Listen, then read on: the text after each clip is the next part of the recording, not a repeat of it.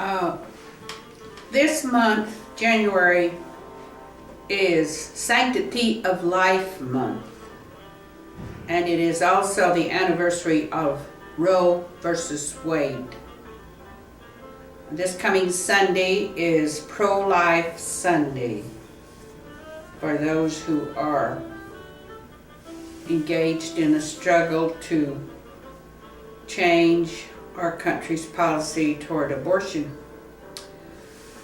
And this subject is very difficult for me to talk about, and for other people, I'm sure, to think about. But I'd have to say that I think that most of the abortion advocates, people who believe in abortion, probably do not believe there's an afterlife, or that they do not think that this is really a belief or an idea that you should let interfere with whatever decisions you make that you think are good for the earth. And I think that most religions don't believe in abortion because they emphasize and believe in an afterlife. And so they have an idea that all of these children that are killed are going to the afterlife. Well, just stop and think about it. Stop and think about millions. Over 1 million in this country alone killed every year since 1973. Over there with, just not even breathing yet. Well, if there's such a thing as an afterlife, we can bet that these children will, their way will be found for them to progress from the point that they were killed and mature and grow and won't stay the same. They will develop and come into more consciousness, more of what we think of as a human being. But the idea that millions of them are now peopling the afterlife because of what we have done down here on this earth is, it's very unsettling to me. That thought. And especially since I'm going to be going over there pretty soon, and I expect to see for myself that this is so. Well, I can't help but think about this. Now, younger people, they always look on death as something very remote. They don't have to deal with anything about it.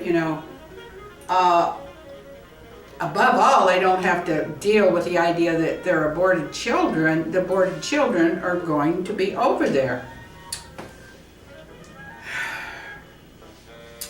But anyway, so I think this gets down to a point of, if you have a debate with abortion advocates, I would go right straight to what they believe about do they believe in reincarnation? Do they believe that there's a spirit?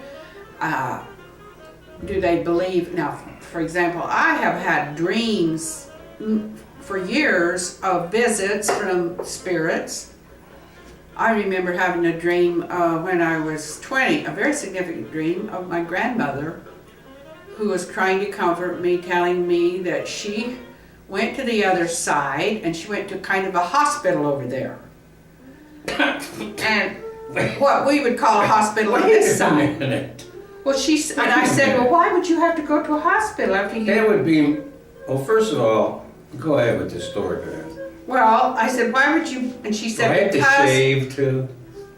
No. I did not understand why my sons were dying. Because at that point, one was in the mental hospital, another finally committed suicide after she died, and then her youngest son, before she died, was killed in an alcohol-related accident, and he was only 22. Well, what kind of an alcohol-related accident? Well, he was drunk, and he rode a horse in the rodeo, and when the horse threw him, he just went You like mean to down tell like me a that- dead weight. You mean to tell me that a lot of cowboys don't drink?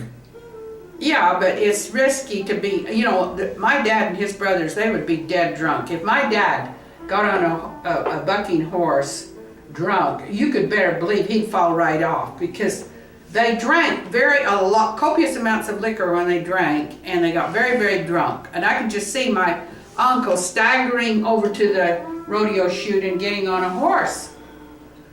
And no matter if they told him, they probably assumed, well, he'll just fall off. Well, he happened to fall off and hit a rock. His head hit a rock. So, and of course it was thought that if he'd been sober, he would have been more able to ride the horse and see all the, Gee, I'd hate to think that rodeo cowboys are riding these bulls and these wild horses drunk. I think that would be prohibited, because they would probably get hurt a lot worse. Where the hell have you been all your life? Jeez. But anyway, that's I a have to get digression. drunk just to get on the damn thing. Oh, well. But anyway, so I there know was... a guy that used to ride broncs. No, not broncs. Bulls. Big guy, about 6'2", Even had a buckle. Well, let's just show He you. was on the street, and you know what? I never saw that guy without a bottle. This goes to show you how hard it is to, talk right directly about abortion. And how hard it is for people to wrap their minds around the problem and the reason why. We have a law. We have laws with this. that prohibit killing anybody, except Where's that law? here. Well, except in abortion, we've suspended that law, and we had to do quite a stretch to suspend it. We had to say, well, this is not really a human being. This is not a viable human being. It couldn't survive outside the body. Well, to me, that's irrelevant. I mean, a little baby can't survive without an awful lot of care. And so this care is given to the baby before it's born, while it's still in the growing stage. And then as soon as it's big enough, it comes out of the body, but it still has to have a lot of care. And, we just come up with all kinds of reasons why this is okay. And now we got all the so-called, big countries like Russia, China, and I don't know what all, most so-called civilized countries, abortion is legal, and they're going at it pretty steadily, with a lot of abortions every year. So, anyway, trying to change this. Well, it's almost like you've got to get people to thinking more what you would call, what the secular people, the people that don't believe in a religion, would call proselytizing, trying to get people more religious.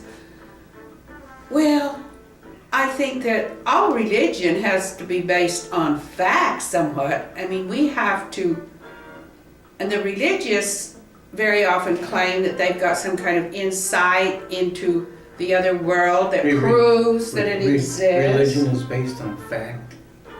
Well, they believe it. I believe it.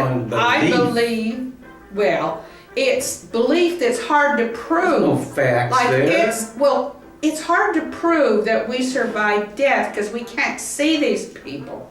But maybe our eyes aren't, they aren't built to see people after death. There needs to be an escape hatch.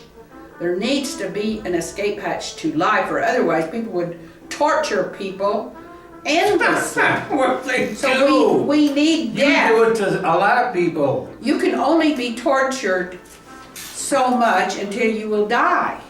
And that's the escape hatch. Escape hatch. I'm thinking about escaping there now.